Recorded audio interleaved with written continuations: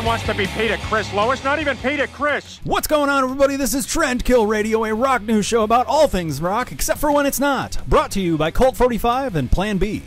I'm your host, Sean Ryan. And I'm Chris Jones. And before we get started, please be sure to hit subscribe, hit that little bell right there so you know when the shows come out, because sometimes we don't. You stink! So let's just get it started. We're going to do a thing that, Jimothy and I did a couple weeks ago, and actually an old school throwback, but we're going to keep it short like we did, and do 3 stories, because there ain't jack out, man. There ain't jack squat. And Jack just left town. All right, so, let's just start off with some breaking news. We have Blessthefall. Everybody knows and loves them. Except for him. They could be so much better if they just got a real producer. If they actually, put some effort into it's them and Under Oath. I think they have the potential to be so good. But they just fall flat every album. Listen, I've never hit a kid before, but... You want to hit a man? You want to go? I've hit plenty of men. I'm still waiting for one to show up, dangly earring boy. I'm sorry. I know. This really grinds his gears. You're entitled to your extraordinarily wrong opinion. I'll allow it. This is a free country. You're allowed to be wrong and stupid. Fuck you, but I'll allow it. Still love you, but fuck you. All right. So they didn't really even make an announcement today. They just kind of been playing this whole vague thing going on where they've been deleting social media for spanning over a certain amount of time. Today, updated their profile picture on all their socials and then put out a teaser for a new single that will be coming out on the 24th of this month, May, called Wake the Dead.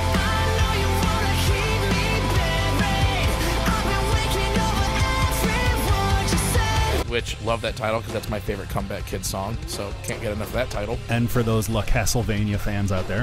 Who the hell's that? Yeah, no one knows. Exactly. Wonder why. Talk shit about 2 of my favorite bands. Nobody knows what the fuck you're talking about. Get your fucking finger out of your ass. Give your balls a Todd, tit fucker. Tit fucker? But so that's a pretty big story that we're excited about. Well, I'm excited about. They put out their last album in 2019, and then they quietly, after their tour, everybody just deleted the name Blessthefall off of all their social medias. Correct. And everything went silent. And they never really said, hey, we're broken up. Prior to that, there was the drummer had left due to family issues and shit like that. One bass player, or bass or guitar, one of them was removed due to allegations. Always allegations. Pop punk and metalcore, post-hardcore. Yeah, dude.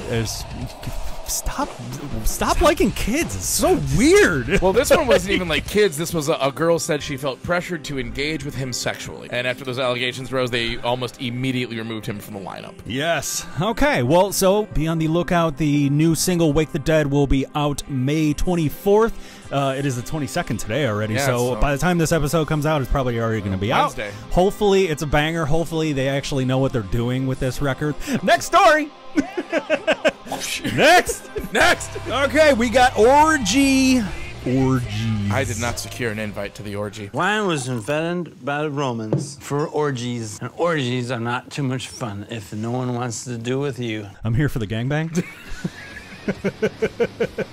Any fans of old school out there? Come on. All right. Orgy. Yeah, long time industrial-ish pop, whatever Goth, the hell. Rock, yeah, they have gone in so many different directions. Now they're just pop now. Are they really? It's just pop music now. None of the members that were in it during the Family Values tour era. Just Jay Gordon.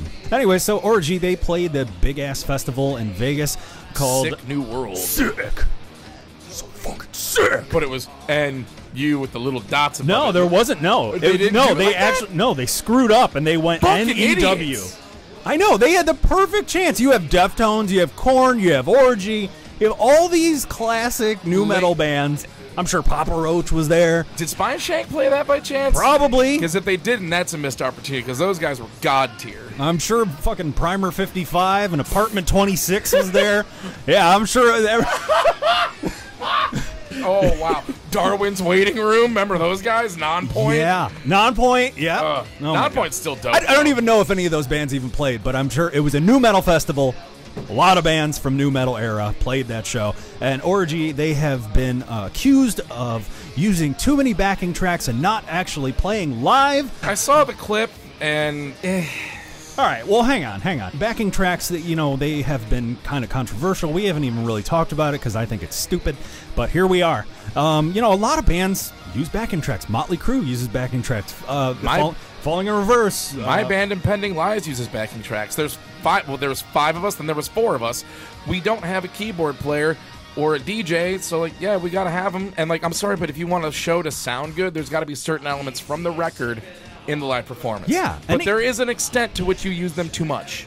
Even old school, like 4 or 5 piece bands that are like Aerosmith and Kiss, they all use it. They don't have an orchestra.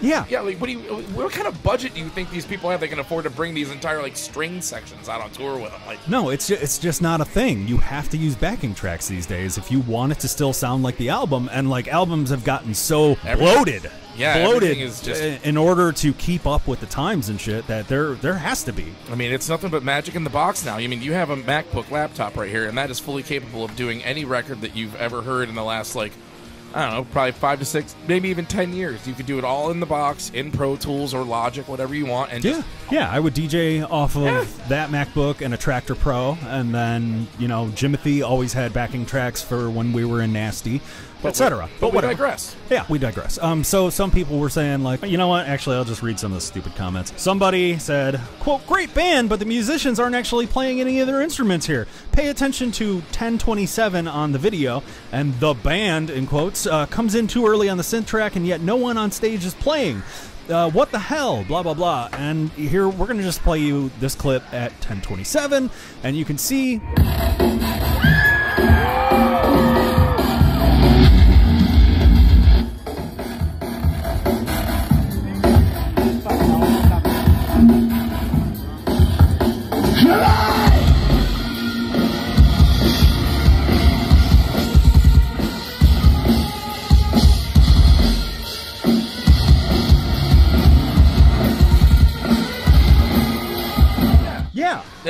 That's the way that song goes. Yeah, so as you see right there, that is like there's that's the two way sets, that song goes. Yeah, there's 2 sets of drums that are being played, like, and it like, has to sound that way because that's how the album sounded back in 97, 98, whatever the hell it 98, was. Yeah. But, like, also the original drummer of that band played a fully electronic kit. His entire kit was nothing but fake drum samples. It was Bobby. Yeah, Bobby but no, something. that intro to that song, that's just the way the song sounds on the record. And that dude's playing an acoustic kit. He doesn't want to fucking go out and buy a $10,000 fully loaded Yamaha, like, surrounding you size drum set like the old dude used to have. In order for the song to sound like it does on the album, you're going to need 2 sets of drums. Whoever made that comment has probably never listened to them before, because anybody that knows who Orgy is knows that song. That was one of the biggest songs off that album. Yeah, it's a great song. And also, secondly, you can clearly hear the guitar players playing their guitars while they're waiting for the song to start, just doing little dan stuff like that. So you're an idiot. You don't know what you're talking about. Shut up. True dat. All right, next story. Next! Ladies and gentlemen, Foo Fighters. There was once when we did Saturday Night Live and Christopher Walken was the host. Ladies and gentlemen, Foo Fighters!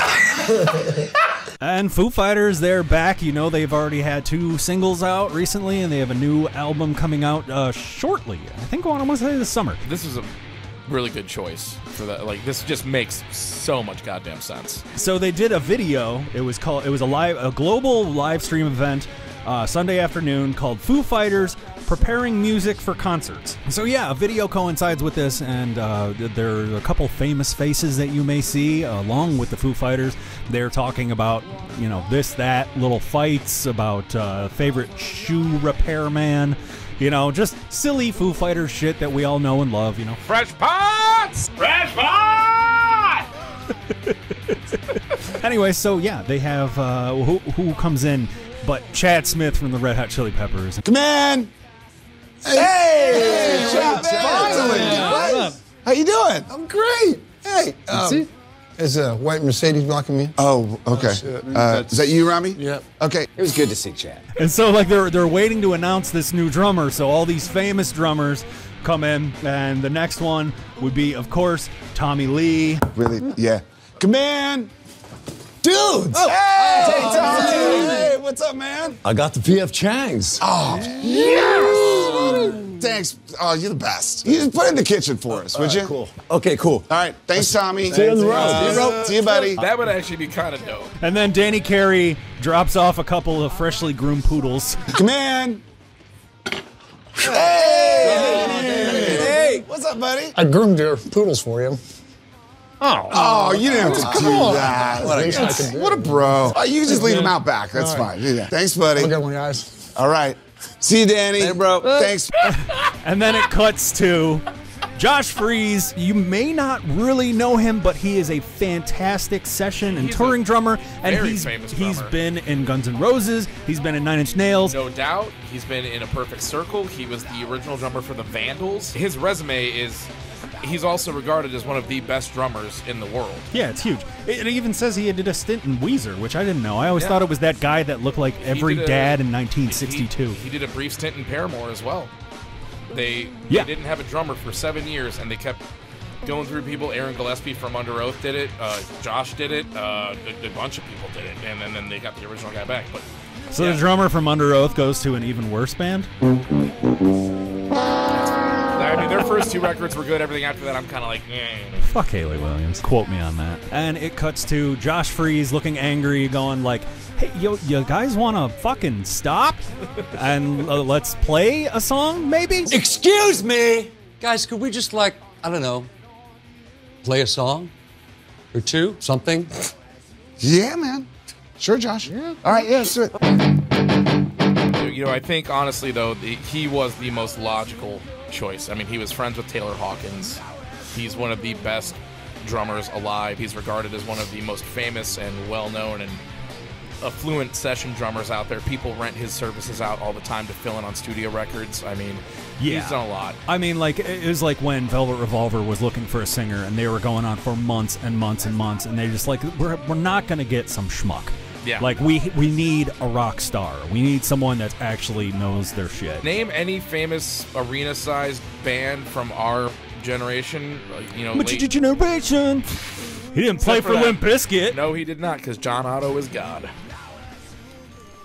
Okay. All right, that is it. That is all that we have. Thank you guys so much for watching. Please be sure, once again, to hit subscribe, hit that little bell, hit your notifications. Be sure to go on Instagram and check us out at Tranquil Radio 216 as well. That is all that I've got to say. July 1st, if anybody in the Youngstown area is watching, my new band, The Low Morale, but I'm filling in on bass for some friends for a benefit show for an animal shelter at the West Side Bowl on July 1st.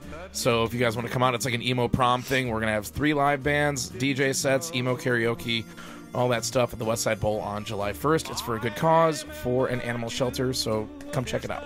Always for animals. Always for the animals. We don't deserve them. To hell with kids. I could watch kids fall off bikes all day. I don't give a shit about your kid. I'm Sean Ryan. And I'm Chris Jones. And this has been Trend Kill Radio. Brought to you by Colt 45 and Plan B. What? Colt 45 and 2 zigzags. Is that a thing? Yeah. I'm sorry about him. No one knows what you're talking about. Oh, if I haven't heard of it, no one knows. Oh, okay. Yeah. If I don't know it, then you don't either. Colt 45 and 2 zigzags. Afro Man. Afro dude, Man? Come on, man. Who gives a shit? So we're left with Squat. There's another reference I don't get. Yeah. And you don't either. Women will like what I tell them to like. And so there's a video to coincide with this.